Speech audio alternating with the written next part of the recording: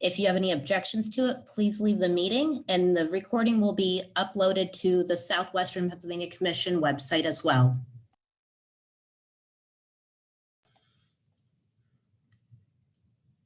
Shirley, I think we can dive in if you want to change the slides.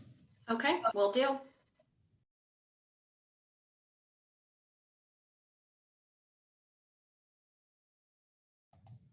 Once again, my name is Terry Prevost. I'm the Director of the Housing and Flood Resiliency here at CETA Council of Governments, which is a local development district out of the Appalachian Regional Commission.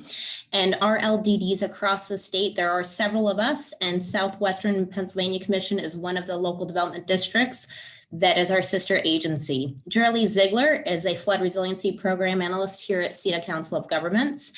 And we also have the Pennsylvania Emergency Management Agency with us today.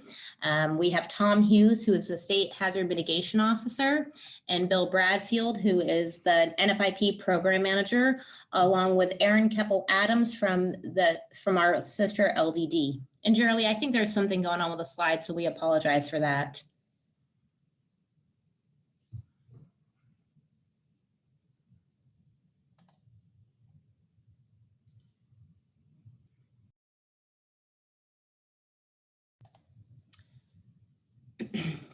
Okay, sorry about that. We have a special thank you to Erin Keppel-Adams. She is the manager of the Water Resource Center. If you or your organization have ideas for future workshop topics, please contact Erin Keppel-Adams at ekeppel, K-E-P-P-L-E, at spcregion.org.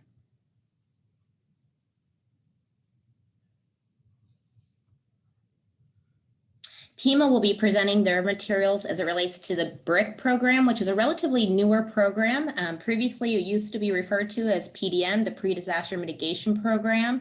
It's been revamped by the federal government and is now called the Building Resilient Infrastructure and Communities Program.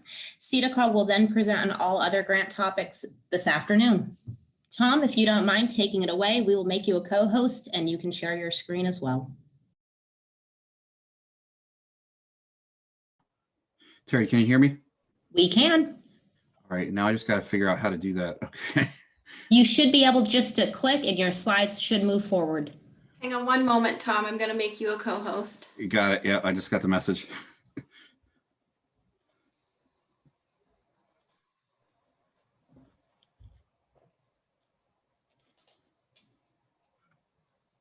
Okay, controls are over to you, Tom. Share screen.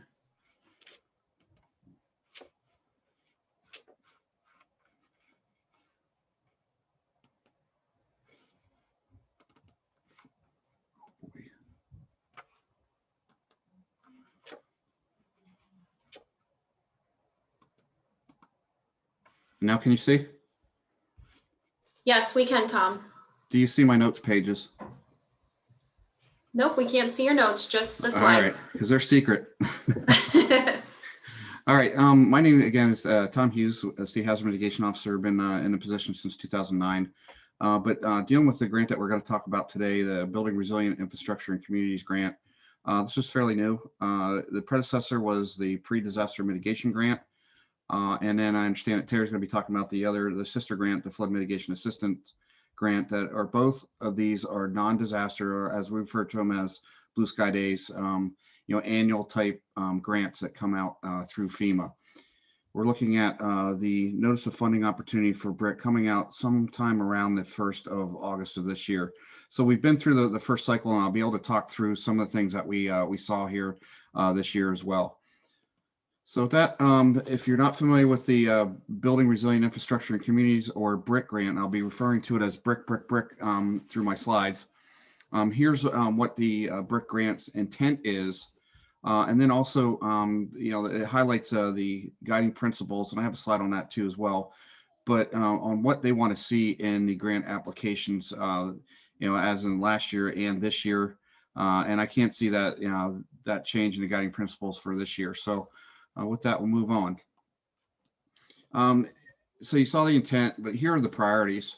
Again, encourage public infrastructure projects, increase projects that mitigate risk to one or more lifelines, and I'll talk about the community lifelines. That's kind of new on the recovery side. Our response community has been dealing with those. promote projects that incorporate nature-based solutions, and then incentivize adoption and enforcement of modern building codes. And we'll talk about that, how our state is somewhat at a disadvantage when we come into that area. Okay, BRIC is looking at large-scale projects, and there's actually in the competitive pot this year, there's 22 grants, and they were fairly sized grants. And you can see the top 5 here, as you would expect, but I thought maybe Florida would be in there as well. We're usually in the top 10. I think we shook out somewhere around there. We submitted probably 18 into the competitive pool last year. We had probably just as many that just didn't make it across the line last year because they just didn't have a shovel-ready project, as we call it. Here's the, they had $500,000 was made available for funding for BRIC last year. They have now made that to $1 billion this year. You can see where they had more need than what they were able to fulfill. 991 sub applications were submitted, and we submitted also I think 8 or 9 in the state set aside. I'm sorry, 11 in the state set aside last year, in addition to those that we sent forward into the competitive pool. So we had a pretty good showing there, I think, on BRIC, but we want to do an even better job this year now that we know what they're kind of looking for.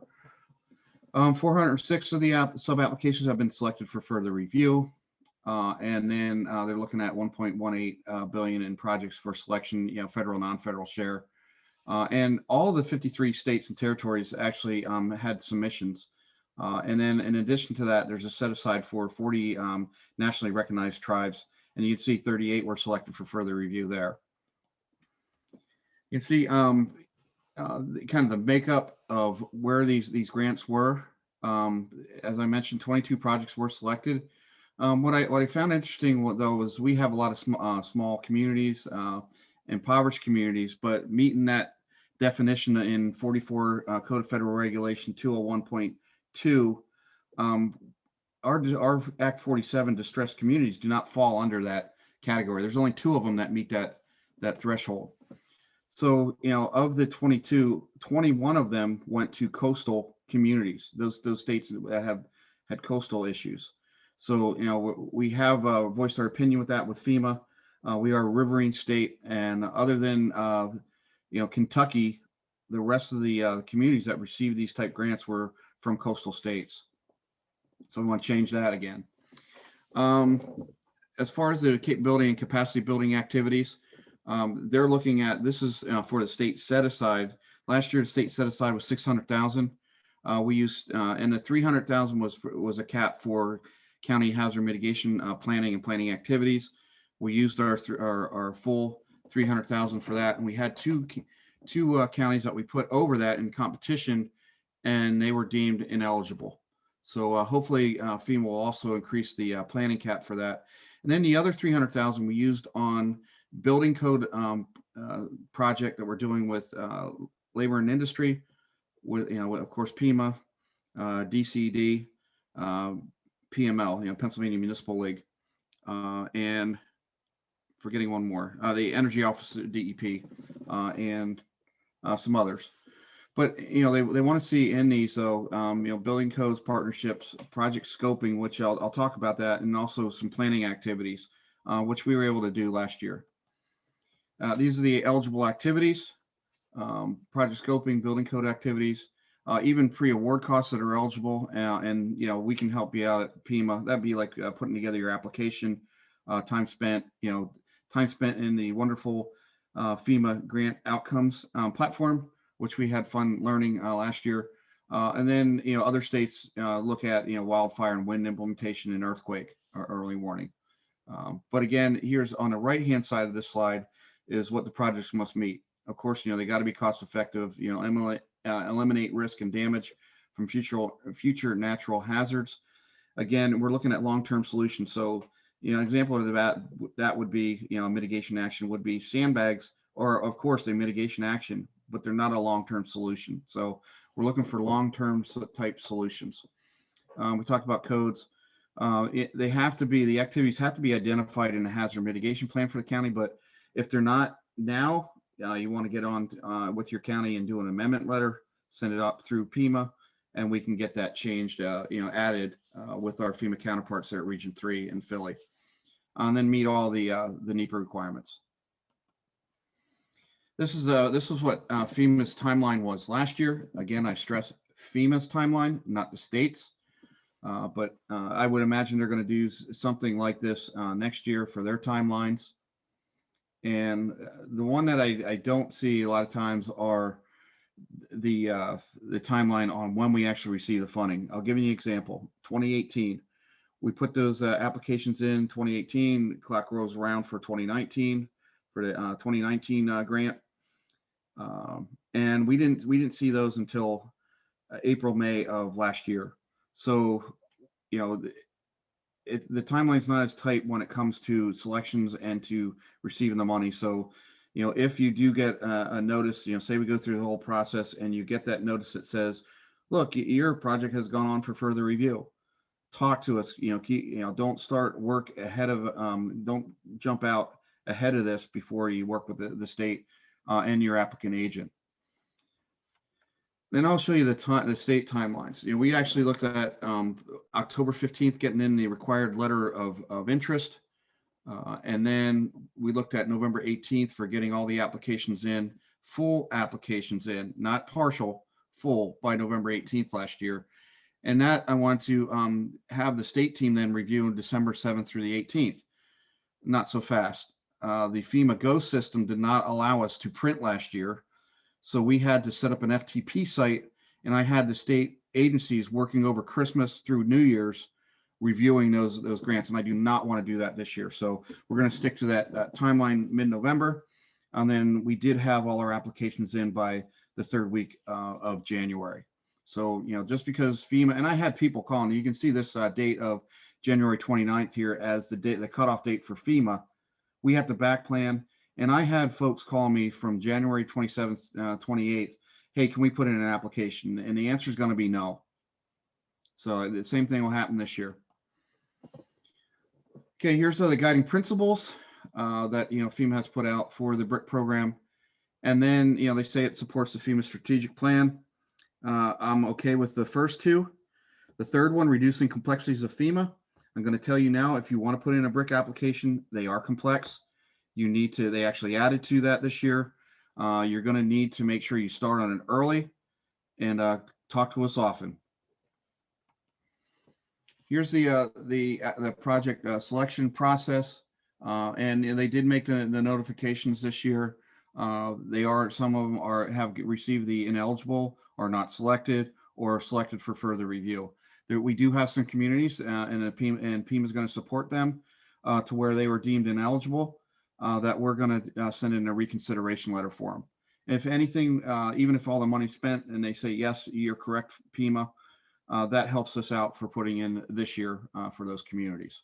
So, and then here's the timeline here for FEMA. I won't go through each and every detail, but you'll get these slides for the timelines, and we'll communicate these timelines through what we do. We go above and beyond in our state to communicate with all the organizations, associations. We actually do a circular. We've done it since 2011 to let you know what our timelines are, what eligible activities are there, how the state's going to handle both BRIC and FMA applications throughout the process. I mentioned President Biden announced $1 billion would be available for the BRIC program this year. I mentioned the state receives an allocation. Don't know what that's going to be this year. Last year it was 600,000. Same thing with the tribes. They each received 600,000 nationally recognized tribes. And then there's also a pot then for the national competition for mitigation projects. And I mentioned the 22 projects that went through for that. Then we also have, what the uses of assistance are for. We do get management costs, as do the sub-applicants that receive an award. We do have capability and capacity building activities of the 4 that I showed you. And then mitigation projects. So each state territory, is eligible for those type activities.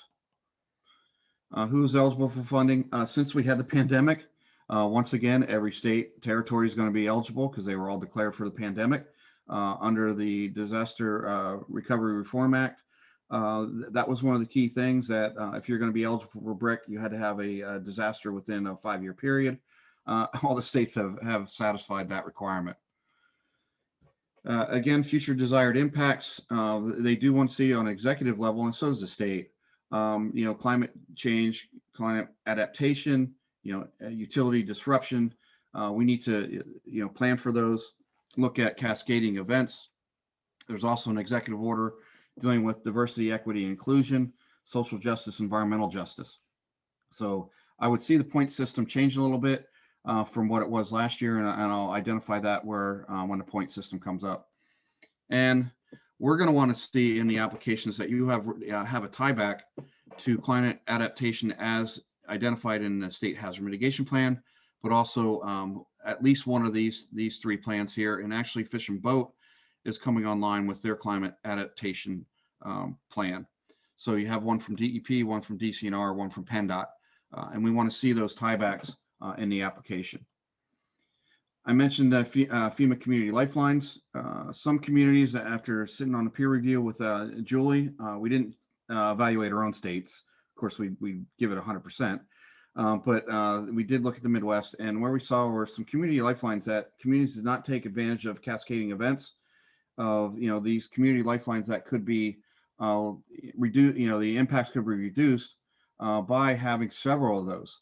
So, in our applications, we want to see not only primary and secondary, we want to see a tertiary community lifeline, and those secondary items, as you'll see in the drop downs, when you're doing an application on what part of that lifeline that you're trying to minimize, risk or vulnerabilities and impacts.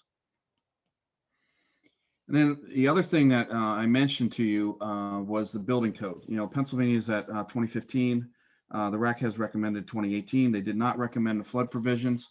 So you can see there where the states that are in green are going to do better in this next round on the community level. Now the state will be okay because we're at 2015, and next year you're going to have to be at either 2015 or 2018. They may be moving it to 2018 in an OFO, but we should be positioned there to pick up all the state points on this next slide that I show you. But you can see we have a number of green communities.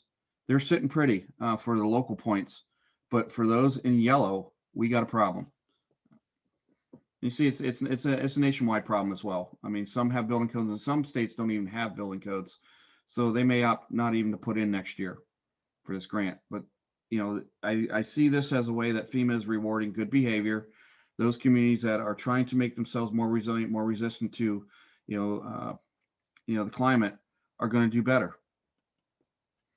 So here's the technical criteria. They want to see infrastructure projects mitigating more than one risk. We talked about community lifelines, incorporation of nature-based solutions. Of those 22, there's quite a few that were nature-based solution type projects. Application of a mandatory building code. We have that for the state. We'll pick up the 20 points there. The next bubble is the 15. The sub-applicant has a building code effectiveness grading schedule rating. We found that most of the communities that we submitted, that wanted to submit, had BSEGS rating, as they call it. Some didn't even know they had it though. And some had put in for it, but never followed up and finished it up. So we'll be working with the communities to make sure that we pick up those points. But again, if we find some that are putting in that have no building code, well, you're down 15 points. Application generated from previous FEMA mitigation assistance assistance award. That's a mouthful. We do have several of those. We're trying to work with DRBC and SRBC, the Susquehanna River Basin Commission and the Delaware River Basin Commission, through advanced assistance grants to actually pick up those 10 points in this next cycle. Increased non-federal cost share. That private partnership is a great thing. If there's some other folks that are going to provide the more than the 25% cost share that's needed for the BRIC, that's going to be looked at with 5 points. And then designation as a small impoverished community, 5 points. Okay, here's where I think that you're going to see some changes here. The risk reduction, resiliency, effectiveness. Remember, I mentioned resiliency in the next column, the future conditions, climate adaptation. We're going to need to see that, but most of the communities that are vulnerable are low to moderate income. So I see the diversity, equity, and inclusion being included somewhere in that piece. Implementation measures, that's pretty much a given. You have a timeline. It's got to be a realistic timeline. And I did see some arguments with some FEMA folks on timelines on that. Population impacted, again, vulnerable populations, outreach activities, and leveraging partners. On those last two, there's 20 points right there. We saw some communities that it looked like they developed the application in a room by themselves. And if you're not working with the private sector, if you're not working with, say, school districts and that, and not proving that in your application, getting a support letters or meeting rosters that you've worked through, partnerships, you're not going to pick any points up there, and every point matters in this national competition. And then we did pick up a direct technical assistance. We were one of 10 in the country. There's no money with this, but there is support, be it from FEMA headquarters, the FEMA region, and the state, to actually develop a better project. We had a railroad borough in York County that I saw they had a need. Project wasn't where it needed to be, the application. So we put them on board to see whether we could get the one grant application or support through FEMA Region 3, and we did receive that. So they'll be putting in a 2021 application with that support. Phase projects, that used to be a no-no. So now what that means is you can do an award, try to do a project that has a phase approach that, part one would be doing all the work up to the pre-design, and then do construction in the second part. So of course, FEMA is not going to give you all the money. They're going to give you the money for the first phase, prove that you're ready to go for the second phase, and then award the rest of the money. So they do allow that now. Before it was not allowed to be contingent on part A getting part B. So good on that. The other thing that was new last year that we kind of scratched our heads was a go, no go. Not a lot of guidance on that, but in the application, we have to show that if there's several points in there, key decision points and project points, what happens if we can't do this, that, okay, we're going to have to turn back. And so, you would get money up to that point, and then you'd have to give back the rest of the money for the rest of the project you were not able to get to. So we did have several of those that we put in there. Supposedly there's going to be more information coming on that for this year, because it was very great guidance on that.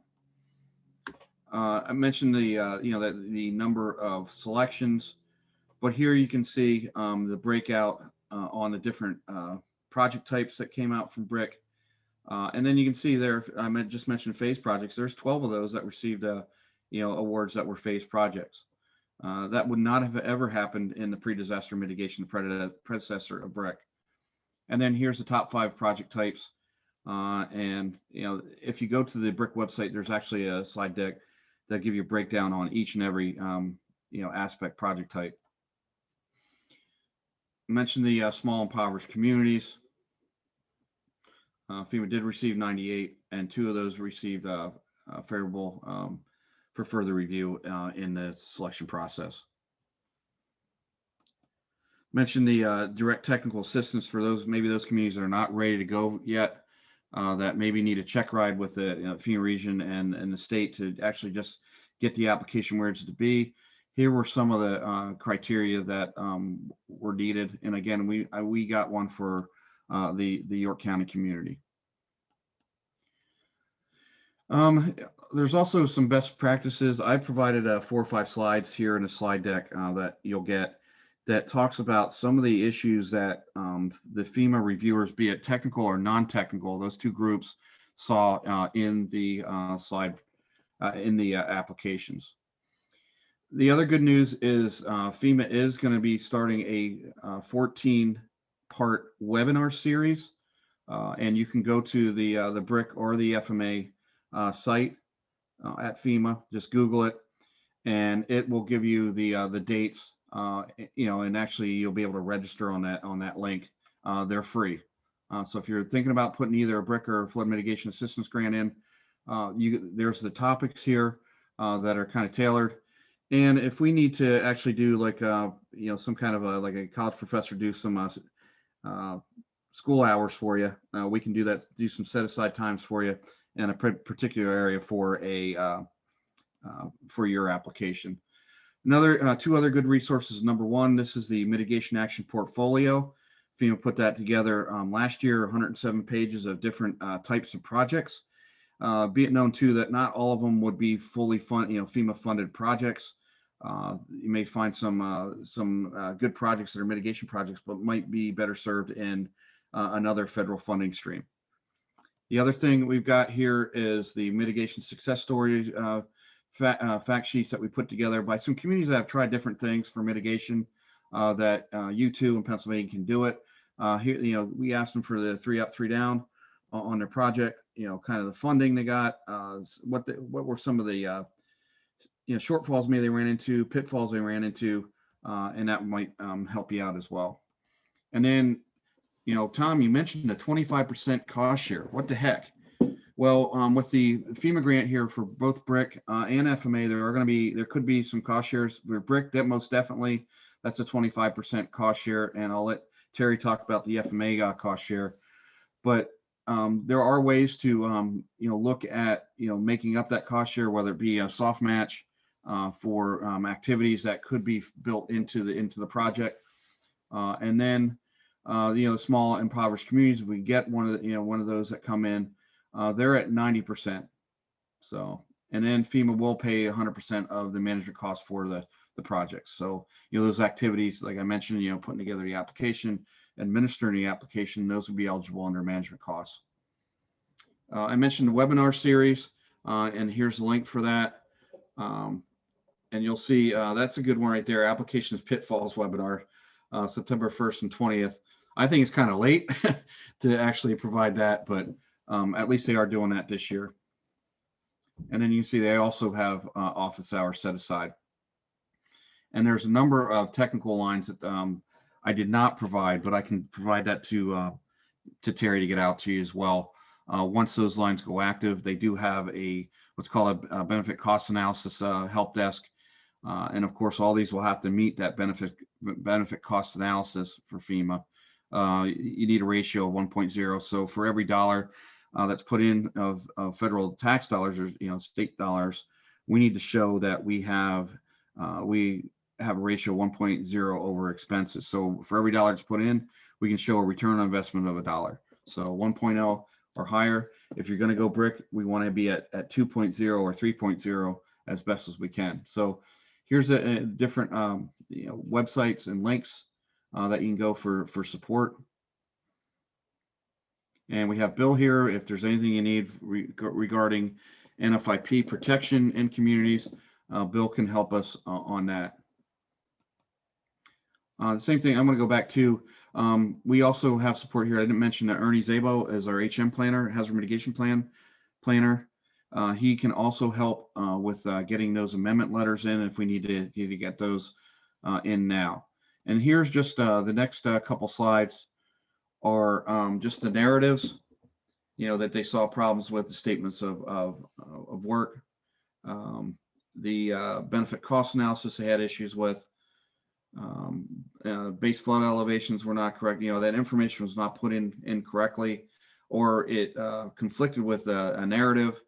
The hydrology and hydraulic studies were incomplete.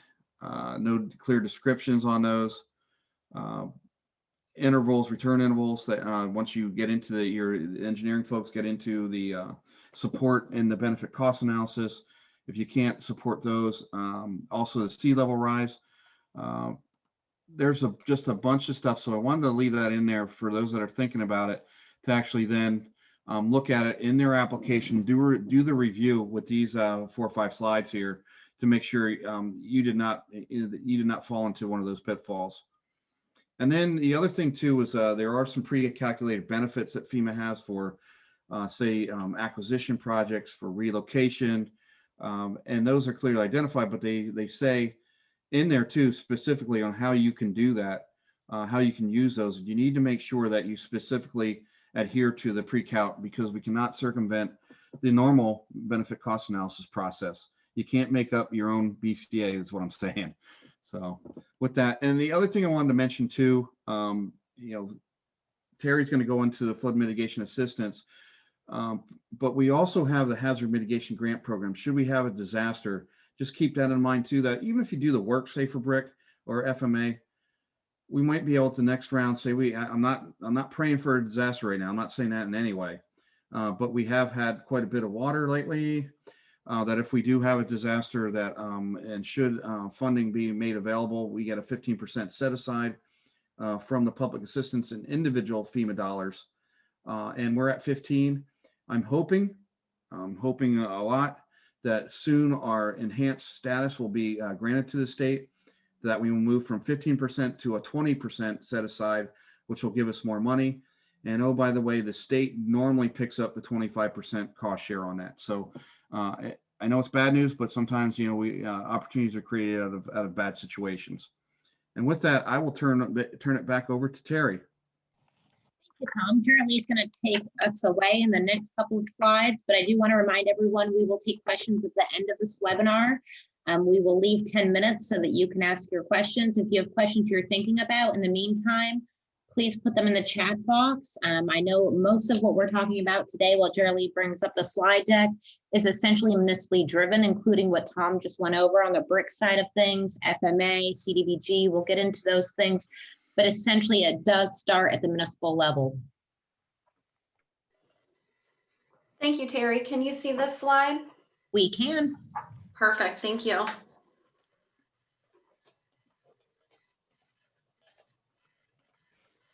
Okay, so as Tom had mentioned in leaving off with the FMA program, our flood mitigation assistance, he noted some eligible projects under that FMA funding. The FMA program does provide funds for planning and projects to reduce or eliminate flood risk, or the risk of flood damage, to buildings that are insured annually under the NFIP, the National Flood Insurance Program. That is very key to submitting an FMA application. Additionally, a requirement by FEMA would be that the community develop and adopt a hazard mitigation plan. This is a condition to receiving this type of non-emergency disaster assistance. As Terry did note, this is a very municipally driven program. Under our FMA program, the grant assistance would be provided to structures identified in our sub-application. They must have an NFIP policy in effect at the time of the application start date, and they must maintain that, their flood insurance policy, through the completion of said mitigation activity and for the life of the structure through the NFIP program. The notice of funding opportunity, or what we refer to as the NOFO, I have on our next slide. This is taken, key information specifically pertaining to the FMA program. This is from last year's FMA NOFO for FY 2020. This notes the cost share or match requirement. The key information that we want to draw your attention to here is 75% of eligible costs may be covered as federal funding, with 25% of the non-federal sources coming to cover the rest of that. Now, if you have an SRL structure, which is a severe repetitive loss, that may be covered as 100% federal cost share. And the middle bullet on your left-hand side notes that FEMA may contribute that 100% in federal cost share for those SRL properties. A and B notes the requirements of that with some further information there. Something that we did want to note and draw your attention to is the full overarching application process. We just heard Tom give his very broad overview sense of that process. However, we want to get down into more of that nitty-gritty specifics, especially for those that are attending today that may not have been through this process yet or are looking to do that. The NOFO, the Notice of Funding Opportunity, is typically released in our August, September timeframe historically. And again, historically, applications are due to the state, which in this case would be FEMA. in the October, November window of time. Now, states, territories, and tribes, they can apply directly to FEMA. This process can be very confusing. As Tom had kind of noted, people reaching out to him in that late January window saying, hey, can I submit an application? It is very confusing, but you know, the NOFO typically notes that later submission deadline date. However, the sub-applicant will need to submit their application to FEMA in that October, November window, where FEMA will review each state application and assemble it, you know, gather the most qualified projects to then submit to FEMA by the end of January.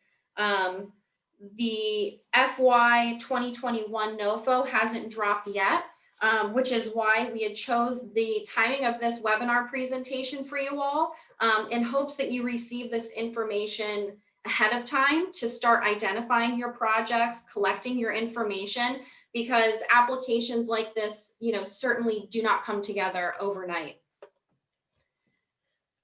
Moving forward to the Hazard Mitigation Grant Program, the HMGP.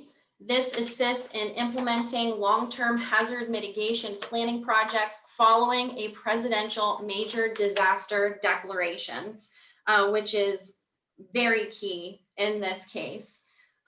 Typical projects for this would be buyouts like acquisition, demolition, levees, flood walls, floodproofing, elevations, flood risk reduction projects, just to name a few. And Terry, I'm going to pass it over to you. Thank you, Cheryl. So once again, these are all municipally driven. With the CDBG, the Community Development Block Grant Program, in the Commonwealth of Pennsylvania, the CDBG program is governed under Act 179. With CDBG, a lot of folks, it is a very heavily regulated program. Folks sometimes are not sure how to navigate it. And what we would like to do is bring your attention to a couple things. First of all, eligibility. What can you use CDBG dollars for? It's pretty, frankly, easy to use CDBG dollars. CDBG can be used for any project, so flood-related activities, recreation. The only things CDBG cannot be used for are routine government maintenance, routine government uses, or anything that's like deferred maintenance. So anything else you can think of is an eligible CDBG project. CDBG is essentially one of the longest standing large infrastructure products, and it's governed by the Housing and Urban Development, HUD. So we are looking to help predominantly low to moderate income folks with CDBG dollars.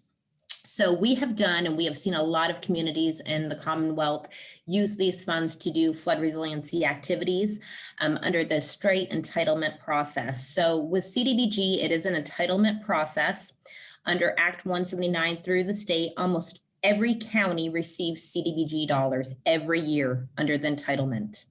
The process usually starts in February or March of each year with the first public hearing, and applications are due to the state sometime in October. So this is still municipally driven, and yes, you can do flood-related activities with CDBG dollars.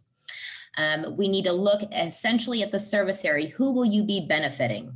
And this is where CDBG gets a little bit more difficult. We need to make sure 51% of the service area is predominantly low to moderate income. And we are using 80% of the area median income to figure out that benefit to low to moderate income persons.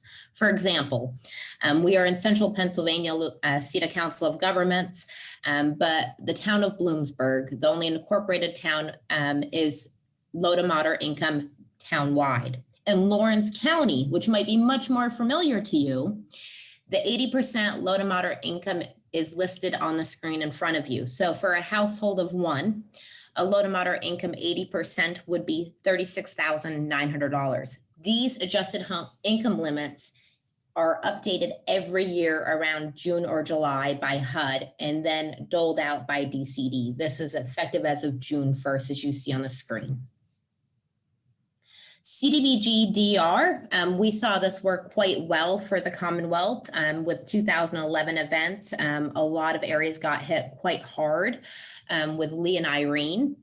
When the president declares a major disaster, Congress may appropriate funds to the Department of Housing and Urban Development where there are significant unmet needs for long-term recovery. So HUD is essentially trying to assist our communities to build back, build better, just like FEMA. They really work very nicely hand in hand. Currently, grants for federally designed disaster areas impacted by Lee and Irene are still out in the street, if you can believe it. We're in 2021, that was 10 years ago. Types of uses: housing rehabilitation, home buyer assistance, housing development, elevations can be done, buyouts can be done this way, economic development and planning, and technical assistance. 50% of the grant funding must be used for activities that benefit low and moderate income persons at minimum. 80% of the funds must be targeted to the areas impacted by the presidential disaster declaration. So priority was given to several counties, Columbia County being one of those. So currently with the 2011 DR funds that we still have available to us at the Commonwealth, those funds are actually going through a substantial amendment with HUD. So the Commonwealth works with HUD like PEMA works with FEMA, and they asked for a substantial amendment. That public comment period was from June 12th of 2021 through July 12th, 2 weeks ago. They are looking to the remaining funds from that disaster recovery monies. They're looking to reallocate those to some other activities that were affected during the 11 event because there are still monies on the table. CDBG MIT. This is relatively new. CDBG has actually designed part of their program to look for eligible grantees that can provide assistance in areas impacted by recent disasters to carry out high impact activities to mitigate disaster risk. Congress appropriated $12 billion in 2018 for mitigation activities for qualifying disasters in several years. HUD was able to allocate an additional $3.9 billion, bringing that up to $16 billion. The definition of mitigation activity must be met. The current and future risk needs of the needs assessment of the most impacted and distressed areas must be identified. It must be an eligible, which we just talked about eligibility. Almost anything's eligible, but maintenance and general government purposes. So you must have an eligible CDBG activity, and you must meet a national objective. So there are 3 national objectives in CDBG. One is predominantly serving low to moderate income folks. One is urgent need, which a presidential disaster declaration would meet an urgent need. And the third one is slum and blight. There we go. Thanks, Shirley. I think it's back to you. Thank you, Terry. So moving away from the CDBG world, we have the Flood Mitigation Program, the FMP. This is state funding here. It comes from Act 13 of 2012. This is established through the Marcellus Legacy Fund, which is allocating funds to the Commonwealth Financing Authority, or as they call it, the authority. We like to refer to it as CFA. For statewide initiatives for flood mitigation projects. Based on their current guidelines, grants shall not exceed $500,000 for any project. They do require a 15% match of the total project cost. More information on eligibility is on the next slide here, if it would advance for me. There we go, my apologies. So our eligible uses of funds, acquisition of land, rights of way and easements, engineering studies required for levy certification, and some HECRAS studies, construction, improvement, expansion, repair, or rehabilitation of flood control projects. Now with that one, construction contingencies are limited to 5% of the actual construction costs, debris removal, installation of security measures, construction, engineering costs, inspection, that has a max of 10% of the grant award. Eligible uses also cover permit fees, cost to secure appropriate bonding and insurance, and administrative costs as well. Now with the administrative costs, they shall not exceed 2% of the grant.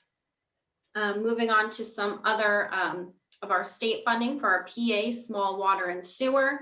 As a general overview, and certainly being cognizant of everyone's time here, we do have less than 15 minutes to go in our presentation.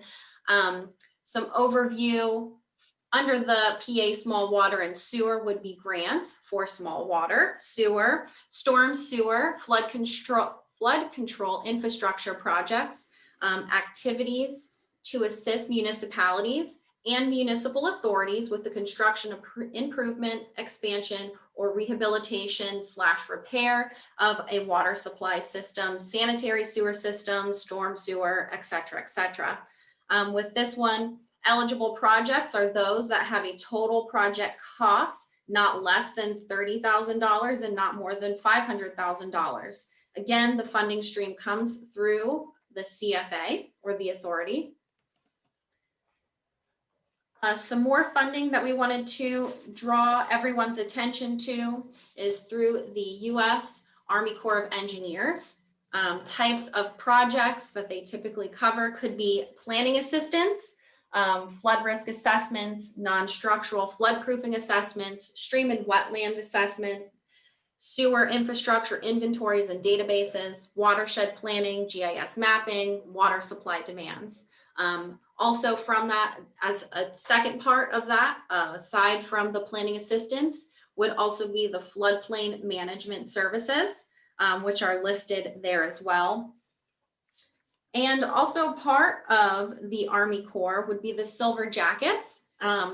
Their purpose, state-led, federal, state, local team focused on sharing knowledge and collaborating on projects to reduce the flood risk and enhance response and recovery. Some types of projects would be non-structural floodproofing assessments, flood inundation tools and mapping, flood risk communication, flood risk assessments, mitigation planning, and emergency tabletop exercises, and more. And that concludes our presentation here. Terry, I don't know if you wanted to jump in here. I do. I just want to once again thank our partners, the Pennsylvania Emergency Management Agency. Thank you, Tom. Thank you, Bill. Nice job on BRIC. BRIC is relatively new, and we appreciate your partnership with the Building a Resilient Infrastructure Communities webinar today. And again, thank you to Aaron. This webinar would not be possible without SPC Water Resource Center in partnership with both FEMA and CETA Council of Governments, their sister agency. So thank you. A big round of applause for Tom and Aaron. We appreciate the support today. We are going to move into questions and answers. There is one in front of us that I would like to take, which is, can ARPA funds be used as match for CFA grants? And then we'll open it up. We can unmute. I believe Geraldine can unmute folks. You might have to raise your hand. I think there's a raise hand button. If you want to say something and for some reason you're muted, please just write it in the chat box. But with the CFA, an eligible applicant shall provide matching funds of not less than 15% of the total eligible project cost. So small water and sewer is a CFA grant. The cash match may come from any other source, including PennVest. There is not a requirement whether it's state, federal, or local. So yes, ARPA funds could be used for match. We do have 10 minutes and we want to make sure we gather all the questions. I kept thinking of things when Tom and Geraldine were speaking, but the letter of intent that Tom hit home is one of the first pieces that you would want your municipalities to actually give to FEMA. That would give your letter of intent to apply for funds. That is how you begin this process.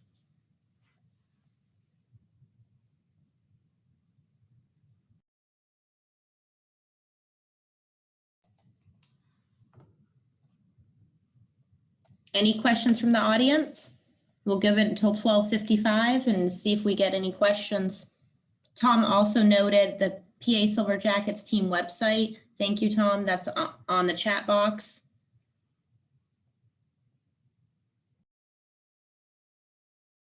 And there are a couple upcoming presentations that are noted on the screens here. There is one on Wednesday, November 10th, 2021 from the lunch hour of noon to 1, the webinar for flood mitigation types and techniques. And the second one being December 15th from noon to 1, the lunch hour for flood management for non-residential structures. And some of that will include some economic development administration funds as well, EDA funds. So that will help with us identify a lot of these are actually more community-based or municipally driven or homeowner, and we haven't seen a lot of federal agencies identify a non-residential structure funding, but the Economic Development Administration does look for job creation and retention, so that one will be quite interesting to go through. We have an expert here at CEDACOG that will be speaking about EDA funds.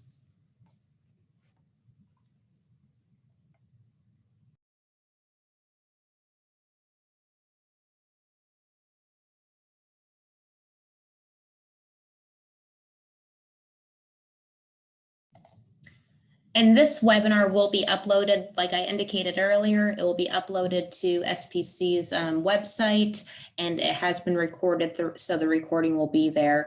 The slide deck will be emailed out to all registrants that were on this webinar today, and you should be receiving that email within the next week.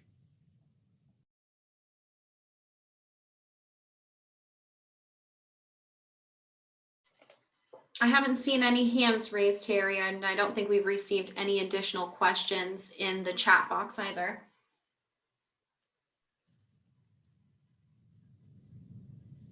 Well, thank you for your time today. We appreciate your time. We hope that you gained a lot of insight and value. Please always feel free to reach out to CEDACOG, Southwestern Pennsylvania Commission, and Pennsylvania Emergency Management Agency. Thank you and have a nice day. Oh, we might have one new message here. Nope. Thank you. Bye. Thank you.